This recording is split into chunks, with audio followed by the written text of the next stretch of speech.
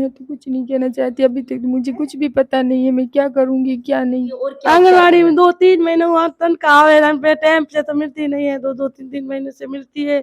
उससे क्या होता है, वो भी टुकड़े में मिलती है। सटीक खबरों का सीधा असर। आप देख रहे हैं एनसीआर समाचार। मैं बबीता माहेश्वरी।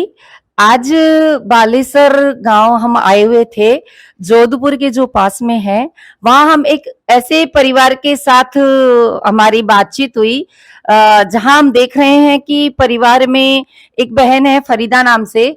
उन बहन के हस्बैंड करीब 1.5 साल पहले एक्सपायर हो गए और अभी हम जब इनसे बातचीत कर रहे थे तो हमें ये पता पड़ा कि उनके बेटे भी एक्सपायर हो गए हैं और कमाने करने वाला या घर को चलाने वाले पति के बाद उनके बेटे ही थे और वो भी एक्सपायर हो गए, करीब 3 महीने होने को आए।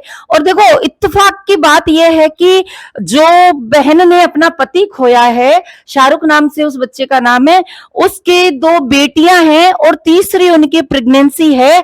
और उस प्रेगनेंसी में आज देखिए कि घर में कमाने वाला कोई नहीं है। फरीदा बहन एक आंगनवाड़ी कार्यकर्ता है और उस कमाई पे आप सोचिए, विचार कीजिए कि आंगनवाड़ी वाली बहन को कितनी इनकम मिलती है, उसकी तनख्वाह क्या है। क्या उस पे एक इतने बड़े परिवार की जिम्मेदारी पड़ना आसान बात है? क्या वो अपना घर चला सकने में सक्षम होगी? तो हम आज इस फैमिली के बीच में आए हुए हैं, इस परिवार के बीच में आए हुए हैं।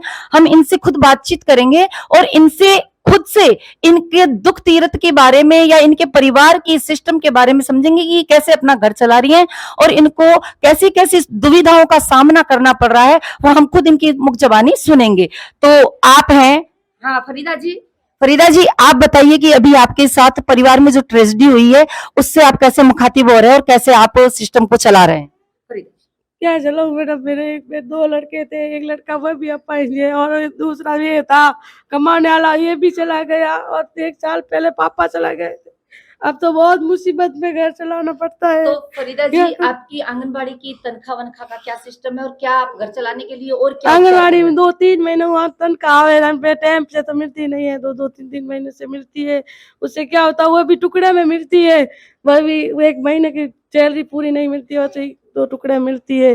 तो क्या चलाना आता है, उसमें तो कुछ नहीं होता मैडम। क्या करे, बच्चा है 2 और एक लड़का है, उसके भी एक साल 1.5 साल का लड़का है, उसके भी। फरीदा जी आपके दूसरा बेटा है, तो दूसरा बेटा क्या सक्षम है काम करने के लिए? नहीं है मैडम, सक्षम नहीं है। उसका भी हाथ अपाहिज है, वो भी हाथ से काम कुछ नहीं होता, भारी बोझ का तो काम होता नहीं है, छोटे मोटा कोई काम कर लेता है, बाकी कुछ नहीं होता है उससे भी। तो हम देख रहे हैं कि फरीदा जी एक अपनी ही तनख्वाह पे घर चला रही हैं और तनख्वाह के बात में जब बात आती है तो वो तनख्वाह मानदेय जो है वो मानदेय भी 2 टुकड़ों में मिल रहा है, राज्य सरकार की तरफ से अलग और सेंट्रल सरकार की तरफ से अलग। वो पूरे टाइम में एग्जैक्ट मंथली वो भी नहीं मिलता है। 4,000 आते हैं तो 4,000 के लिए वेट करना पड़ता है। तो विचार कीजिए कि 4,000 के ऊपर एक परिवार में यदि 10 मेंबर हैं तो वो कैसे एडजस्ट करेगा उसको। हम जिस बहन ने अपना पति खोया है शाहरुख, और उस बहन से हम बातचीत करना चाहेंगे कि उनके अभी मन में क्या विचार उठ रहे हैं, क्या सिस्टम चल रहा है, हम उनसे भी जानना चाहेंगे।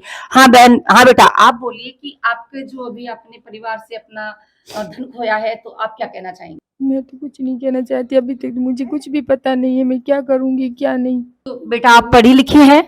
हाँ। कितना पढ़ी हैं? 10वीं पास। 10वीं पास है। क्या आप चाहेंगे कि आगे पढ़ाई करें? हाँ। पढ़ाई करना चाहेंगे। तो ये बहन चाहती हैं कि मैं आगे पढूं और मैं अपने परिवार की जिम्मेदारी खुद उठाऊं, मेरी सास के ऊपर मैं उनको इतना बोझ ना दूं और मैं मेरे परिवार में सास के साथ दायां हाथ बन के काम करूं। तो हम चाहेंगे कि इस कंडीशन में जब कोई परिवार होता है तो हम उनको किस तरह से आर्थिक मदद करें और इसके अंदर हम इनको कैसे सपोर्ट करें। यदि इनको सपोर्ट मिलता है आम जनता की तरफ से और वो ये जानते हैं कि परिवार के अंदर ऐसी कंडीशन में कोई बहन कैसे अपने बच्चों को लेके, और देखिए जो डिलीवरी का टाइम है वो अगले मंथ इस बहन को डिलीवरी होने वाली है और उस डिलीवरी में पहले 2 बच्चियां हैं इसको और अगली डिलीवरी अब अगले मंथ में होने वाली है। तो बहुत ही बड़ा बहार एक तरह से हम देख रहे हैं कि इनके परिवार के ऊपर कहर टूटा है, वो पहाड़ टूटा है और वो इस दर्द से गुजर रही हैं। यदि किसी में इंसानियत है, किसी में ईमान है तो वो इस बात को जरूर नोटिस करेगा। परिवार के अंदर इनकी सासू जी भी हैं, उनकी सासू जी से भी बात करेंगे। हाँ माताराम, आप क्या कहना चाहेंगे कि आप अभी किस दौर से गुजर रहे हैं, आप अपना बताएंगे? क्या बताया यार, मेरे लड़के थे जो कोई गए, पोता था जो कोई गया, तो क्या बतावे, कुछ नहीं बताते थे। बुढ़ापे में हमारी तकलीफ बहुत है। आपका पोता कैसा था, क्या बताएंगे कैसे आप? में पोता गई ऐसा था, पोता गए पोता बहुत अच्छे लड़के गई ऐसा था। ऐसा मत कीजिए और ईश्वर सब अच्छा करेगा, देखिए, और जरूर सब कुछ अच्छा होगा।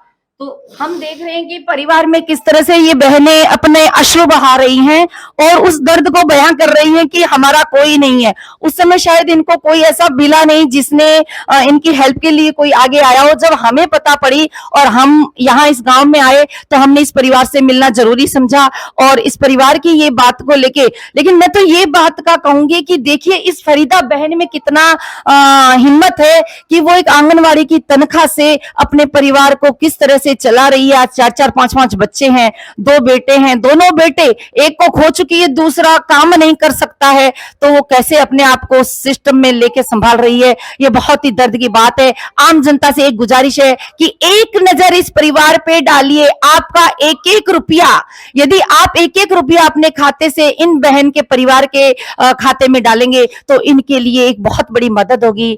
धन्यवाद जी। एक चीज और मैं बताऊंगी आप लोगों को, आम जनता को मैं ये दर्शाना चाहती हूँ कि मोबाइल की जो स्क्रीन पे आपको एक नंबर दिखाया जा रहा है, वो नंबर हमारी उसी बहन का फोन पे नंबर है जिसके बहन पे के ऊपर, मतलब जिस बहन को ये दर्द से गुजरना पड़ रहा है। तो आपको जिसको भी ये सहायता देनी है, आप उस बहन के फोन पे नंबर पे अपनी आर्थिक सहायता से इनकी मदद कर सकते हैं। आपका तो 1 रुपया निकलेगा, लेकिन इनके वो 1 रुपया 1000 के बराबर होगा और उनको ये आर्थिक मदद मिलेगी और ये अपने परिवार को चलाने में या कोई काम करने में सक्षम होंगे। धन्यवाद। मैं बबीता माहेश्वरी, जय भारत।